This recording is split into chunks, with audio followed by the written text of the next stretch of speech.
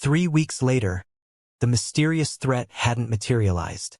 Khloe had almost convinced herself it was a prank, some internet troll capitalizing on the Victoria drama. But the message lingered in the back of her mind, a shadow she couldn't quite shake. The Lux campaign, meanwhile, was thriving beyond anyone's expectations. 500,000 pre-orders. International expansion confirmed for next quarter. 3 major industry awards, including the prestigious Campaign of the Year nomination. Khloe sat in her new office, a real office with walls and a door on the 20th floor, no longer a cubicle, reviewing presentation materials for tomorrow's awards ceremony. Her phone rang. An unknown number. She almost didn't answer. Then curiosity won. "Hello, Miss Parker. Or should I say, future Mrs. Glover." A woman's voice. Cultured. Older. Unfamiliar. "We need to talk." Khloe's blood ran cold. "Who is this?" "Someone who knows the truth about your past. The parts you conveniently left off your resume when you applied to Glover Industries." A pause. "The embellishments. The omissions. The little lies that got you in the door." "I don't know what you're talking about." "Don't you? Let's see. You claimed a marketing degree from Northwestern. But you never actually graduated, did you? You were 3 credits short. Left school suddenly in your senior year. Never went back." Khloe's hands shook. How did this woman know? She'd been so careful, padding her resume just enough to get interviews, planning to finish those credits online eventually. But in the chaos of the campaign and the engagement, she'd never. "You also claimed experience with the Henderson agency," the voice continued. "But you were an unpaid intern there for 6 months. Not the junior strategist your resume suggests. Want me to continue? What do you want?" Khloe forced her voice steady. "A meeting. Tomorrow. Before the awards ceremony. Come alone or I send everything I have to the industry press, the board, and James Glover himself. I wonder how he'll feel knowing his brilliant fiancée built her career on fabrications." "I didn't fabricate. You lied. On official documents. That's fraud, Miss Parker. Career-ending, relationship-destroying fraud." The voice turned cold. "Pier 17, 10 a.m. tomorrow. Come alone. Don't tell James, don't tell security. Or everyone learns the truth." The line went dead. Khloe sat frozen, the phone still pressed to her ear. This couldn't be happening. Not now. Not when everything was finally stable. The resume lies had seemed harmless at the time. Everyone exaggerated a little. And she'd planned to finish that degree, make the intern position sound more impressive retroactively. But she'd gotten so caught up in proving herself at Glover Industries that she'd forgotten the foundation was built on half-truths. And now someone was threatening to expose it all. She couldn't tell James. He'd built his reputation on integrity, fired people for lesser offenses. If he learned she'd lied on her application, that she'd gotten her foot in the door through deception. Her office door opened. James walked in, smiling. "Ready for lunch? I thought we could." He stopped, seeing her expression. "What's wrong?" "Nothing. Just stress about tomorrow's ceremony." He moved closer, his CEO instincts clearly detecting the lie. "Khloe, what happened?" "I said it's nothing." She forced a smile. "Just nerves. The awards, the speech I have to give." "You're a terrible liar." He sat on the edge of her desk. "Talk to me." She wanted to tell him everything and let him fix it like he fixed everything else. But the shame was too heavy. The fear that he'd look at her differently, see her as a fraud who'd manipulated her way into his life. "I'm fine," she said again. "Really, just overwhelmed." James studied her face for a long moment. "Okay, but when you're ready to tell me the truth, I'm here." After he left, Khloe pulled up her original job application. There it was in black and white. Bachelor's degree in marketing, Northwestern University, 2021. Work experience. Junior marketing strategist, Henderson Agency, 2021 to 2023. Both lies, or at least significant exaggerations. She'd been 22 credits from graduating Northwestern when her father had a heart attack. She dropped out to help with medical bills, planning to finish online later. The Henderson internship had been unpaid grunt work, coffee runs and data entry, not strategic planning. But on paper she looked qualified, credentialed, exactly what Glover Industries wanted. And now someone was going to expose it all. That night, Khloe barely slept. She lay beside James in their bed now, no more separate rooms, and tried to figure out who could possibly know about her resume. Who had access to her academic records? Her employment history? At dawn, she slipped out quietly, leaving James sleeping. She dressed in jeans and a sweater, casual, untraceable, and took a cab to Pier 17. The waterfront was quiet this early. Tourists wouldn't arrive for hours. Khloe found a bench overlooking the water and waited, her heart hammering. At exactly 10 a.m., a woman approached. Late 50s, expensively dressed, with sharp features and calculating eyes. She looked vaguely familiar, but Khloe couldn't place her. "Miss Parker, thank you for coming." The woman sat without invitation. "I'm Margaret Haskins." "Though you might know me better as Victoria Hastings's aunt." Chloe's stomach dropped. "You're related to Victoria?" "By marriage. My late husband was her father's brother." Margaret's smile was cold. Victoria always was impulsive, emotional. She went after James Glover with surveillance and blackmail, crude tactics that got her arrested. But I'm more patient, more strategic. What do you want? What I've always wanted. To destroy James Glover the way he destroyed my family. Margaret pulled out a folder. Your resume fraud is just the beginning. I have other information too. About James. Things he's buried deep. Things that would ruin him if they came to light. I don't believe you. Don't you? Margaret opened the folder. Inside were documents, financial records, legal filings, things Khloe didn't immediately understand. Did James ever tell you about the Riverside development deal? How he acquired that property? He builds commercial real estate. That's his business. He acquired Riverside by forcing out local residents. Elderly people on fixed incomes. Families who'd lived there for generations. He used legal loopholes and financial pressure to make them sell for pennies on the dollar. Then he demolished their homes and built luxury condos. Margaret's eyes were hard. Perfectly legal. Absolutely ruthless. And completely at odds with the ethical image he presents. Khloe felt sick. Even if that's true, it doesn't change. There's more. Business partners he cut out of deals.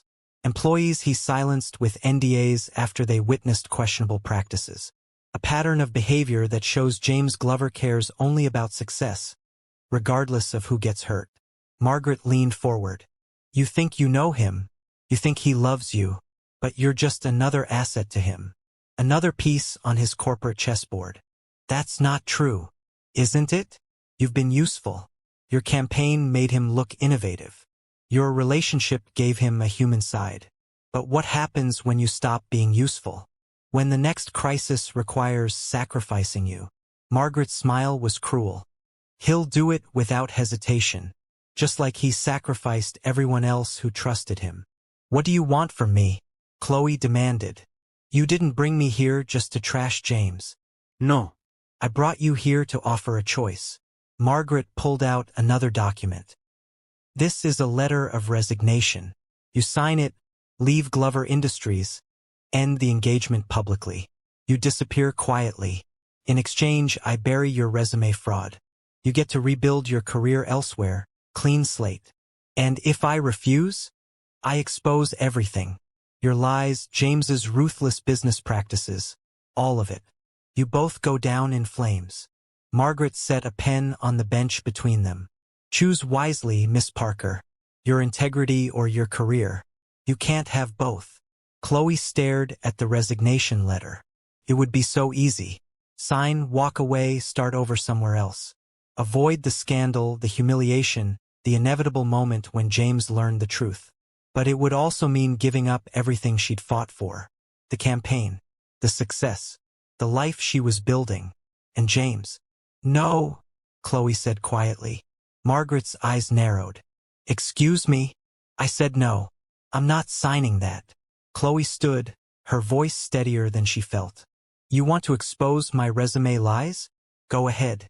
You want to release whatever you have on James? Do it. But I'm not running. Not from you. Not from the truth. You're making a mistake. Maybe. But it's my mistake to make. Khloe looked Margaret in the eye.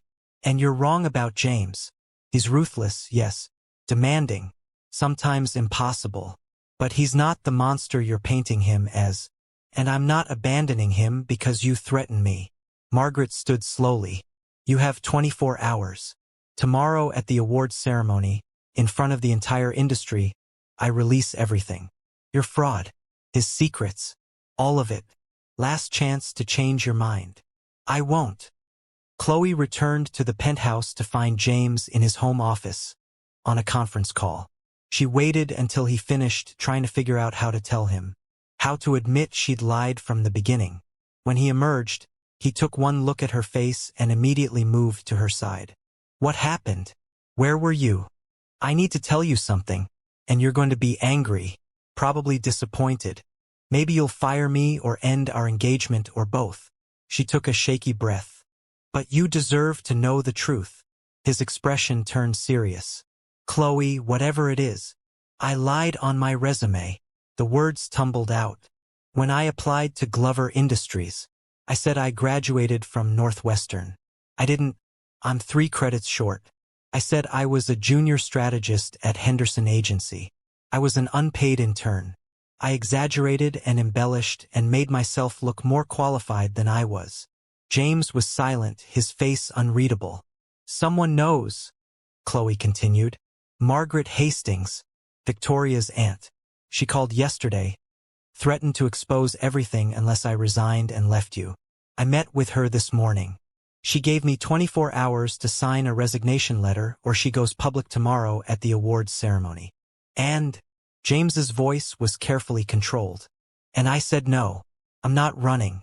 But I needed you to hear it from me first. She met his eyes. I lied to get my foot in the door. The campaign success is real, I earned that. But the foundation, that was built on deception. I'm sorry. The silence stretched. James turned away, moving to the windows. Say something, Khloe whispered. Yell at me. Fire me. Something. I already knew. She blinked. What? I already knew about your resume. He turned back, his expression grave. HR does background checks on all executive-level hires.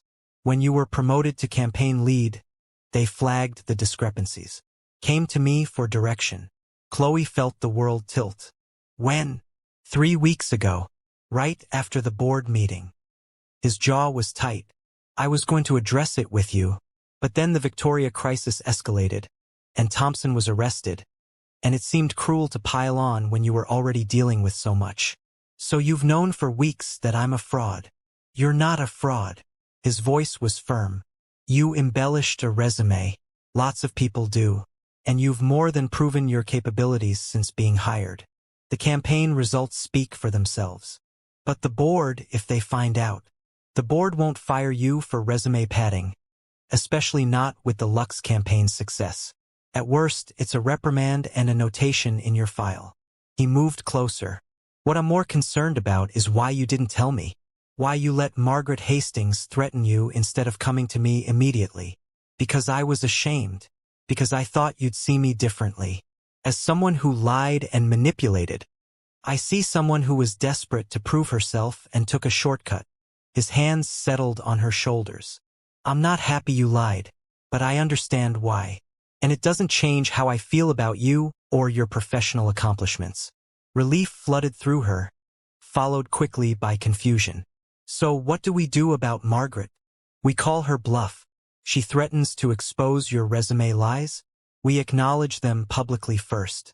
Control the narrative.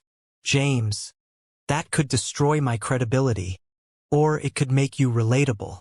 The ambitious young professional who exaggerated credentials to get a chance.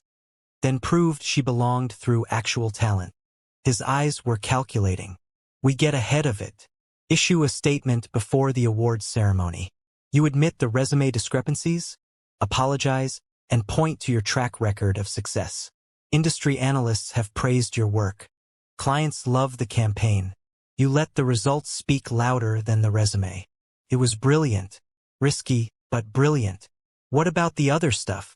Khloe asked. Margaret said she has information about you.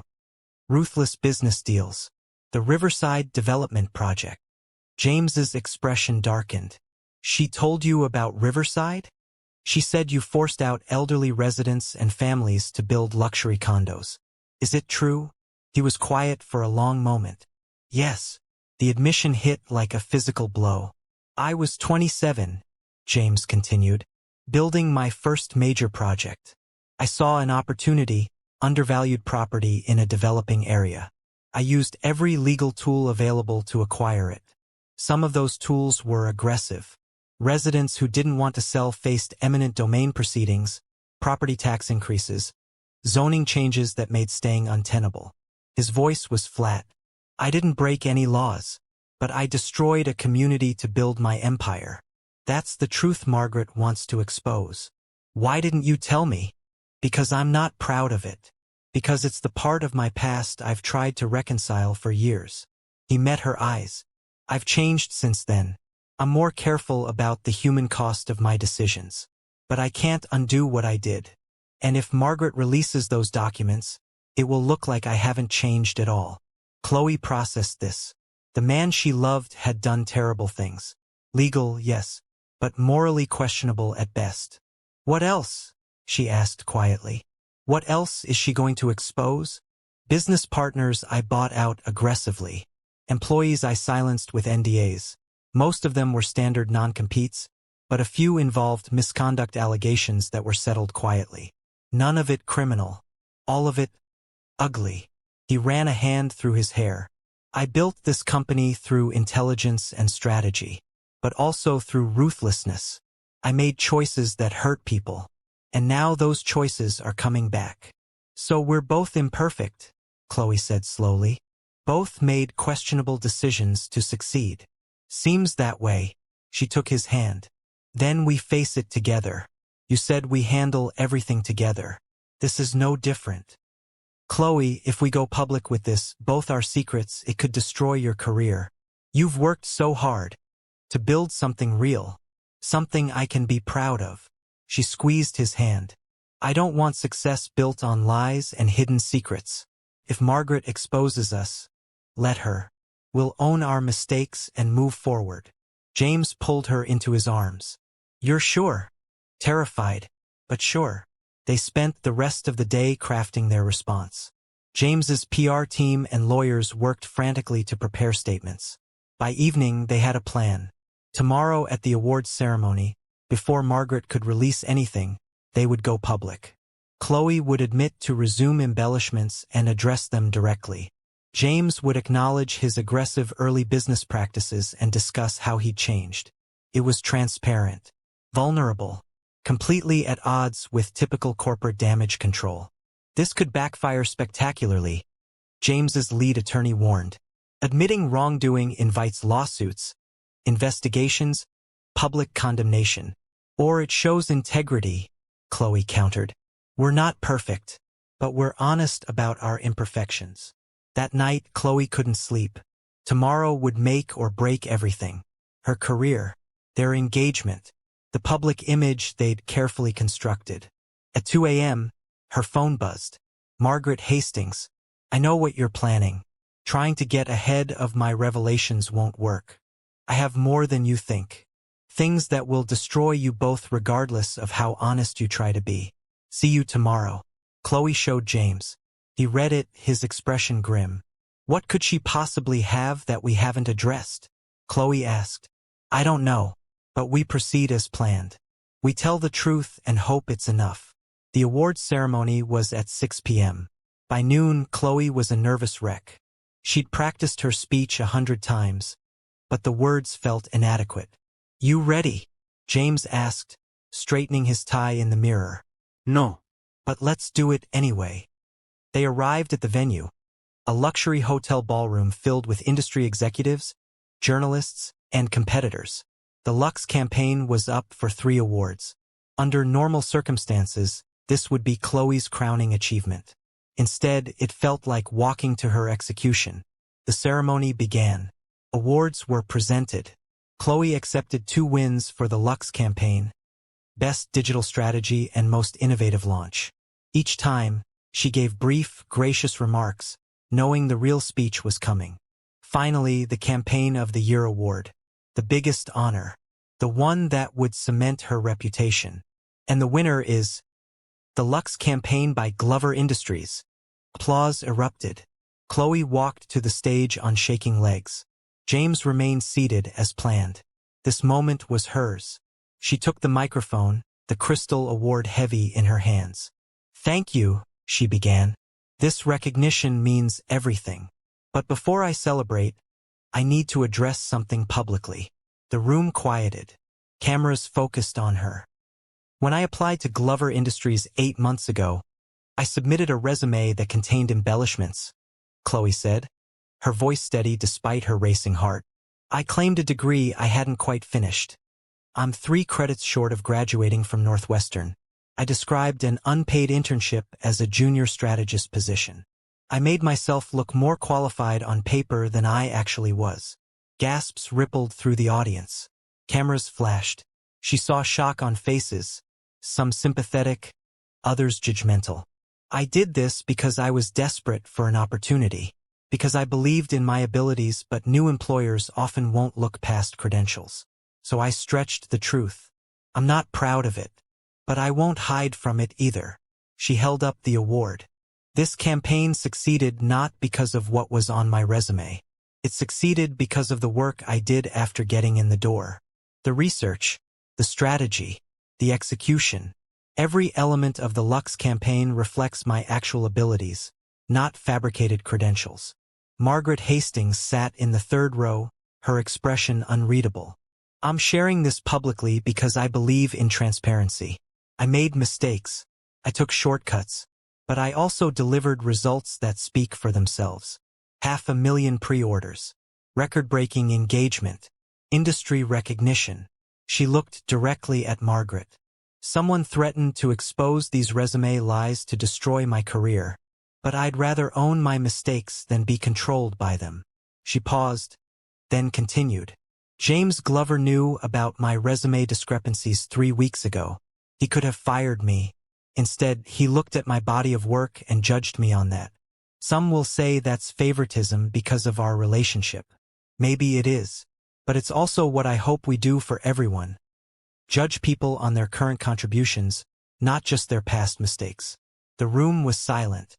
Then, surprisingly, someone started clapping. Then another. Within seconds, half the room was applauding, not universal support but significant. Khloe stepped down, her legs weak with relief and residual adrenaline. James met her at the stage stairs, pulling her into a brief embrace. "Perfectly done," he murmured. But Margaret was already moving. She stood, commandeering a microphone from a startled event coordinator. "How touching!" Margaret's voice cut through the applause. "Miss Parker admits to fraud and expects applause. But she's not telling you everything." The room's attention swiveled to Margaret. "The resume lies are just the surface. What she's not mentioning is how she used her relationship with James Glover to secure this campaign. How she seduced him to advance her career." "That's a lie," Khloe said firmly, taking the microphone back. "Our relationship developed during our professional collaboration.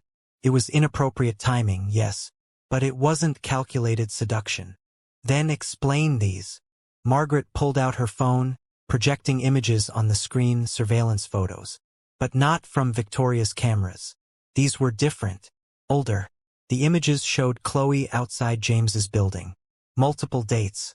Timestamps from before they'd officially met.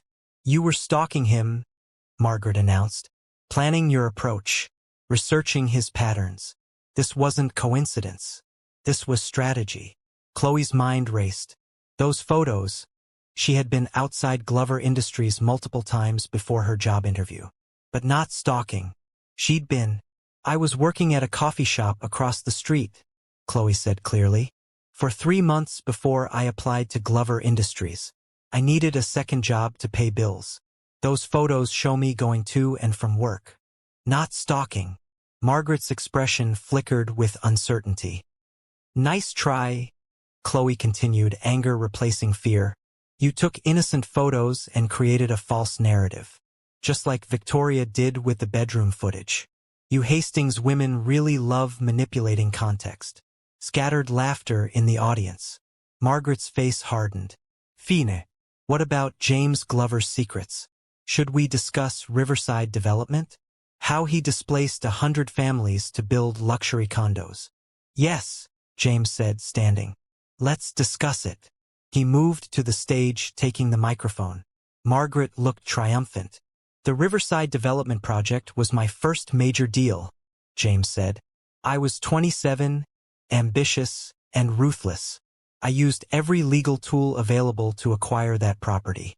Eminent domain, zoning changes, property tax increases that made staying untenable for low-income residents. I forced out families, elderly people, an entire community. The room was dead silent. It was legal, it was profitable, and it was morally bankrupt. His voice was steady. I've regretted that project for years. I've tried to make amends, funding affordable housing initiatives, supporting tenant rights organizations, using my influence to prevent similar displacements. But I can't undo what I did. I can only be better going forward. He looked at Margaret. You want to destroy me by exposing my worst business decision? I'm exposing it myself. Yes, I was ruthless.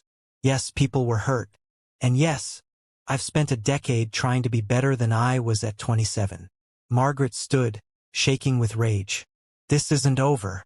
I have more. No, you don't. A voice called from the back. Eleanor Glover walked down the center aisle, commanding every eye.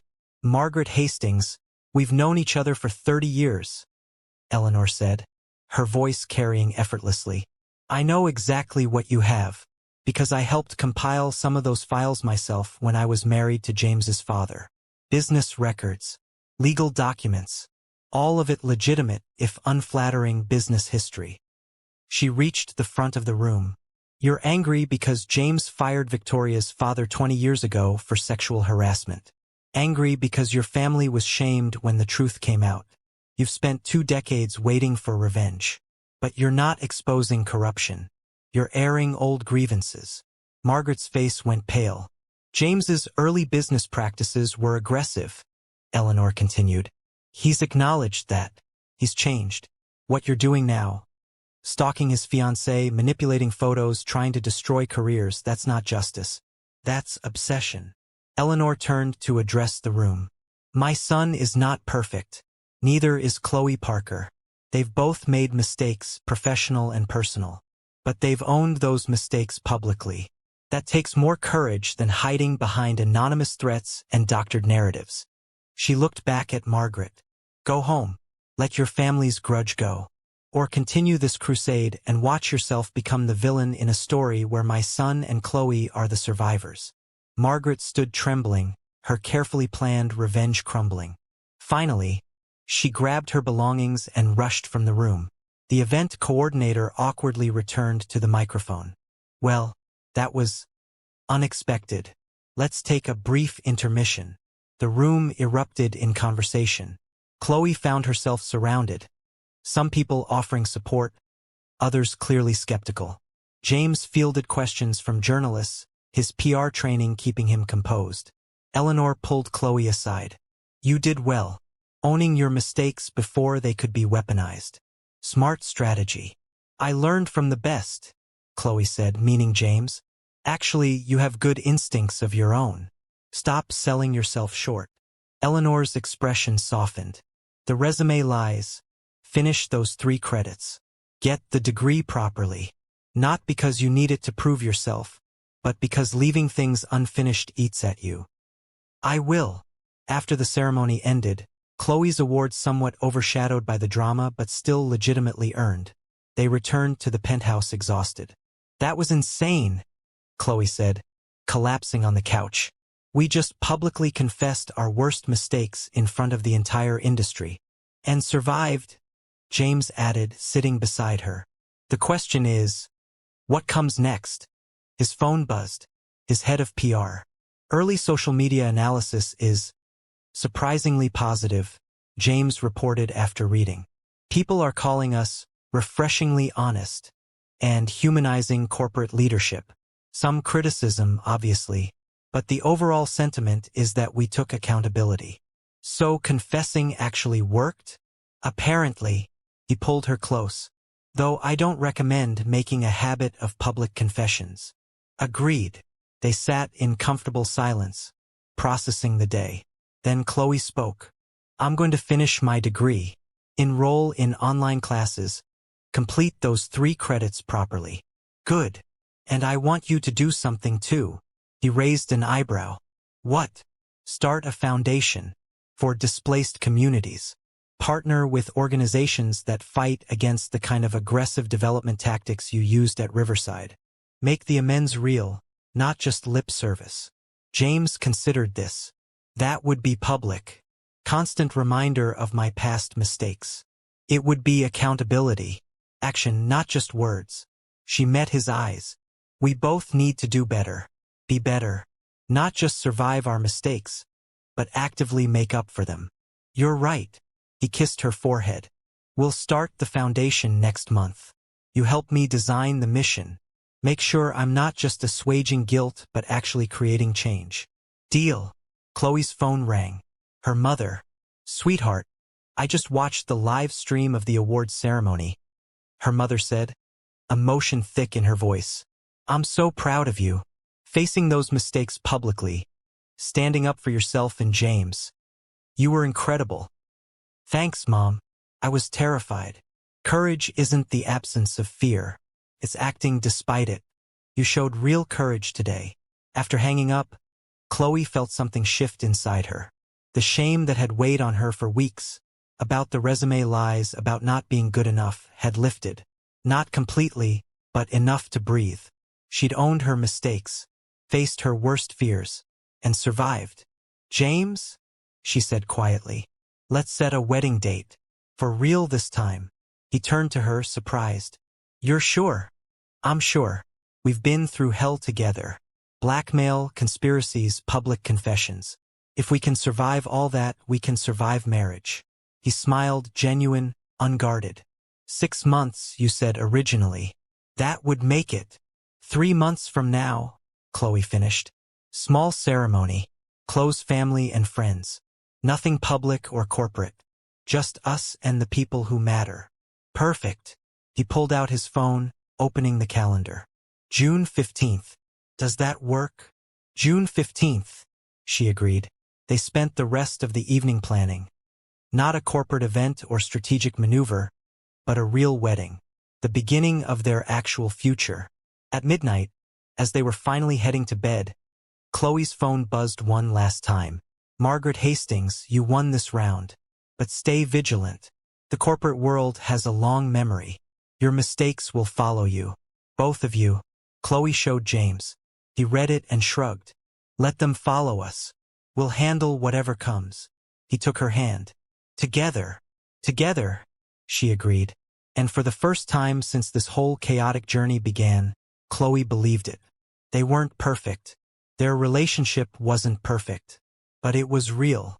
And that was enough. Khloe and James have survived their worst secrets being exposed. But Margaret's final warning lingers.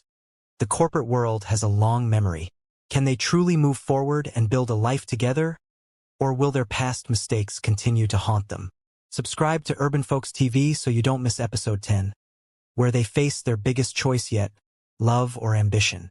Drop a comment telling me if you think they'll actually make it to the wedding, and smash that like button if the story has you completely hooked. Episode 10 drops soon.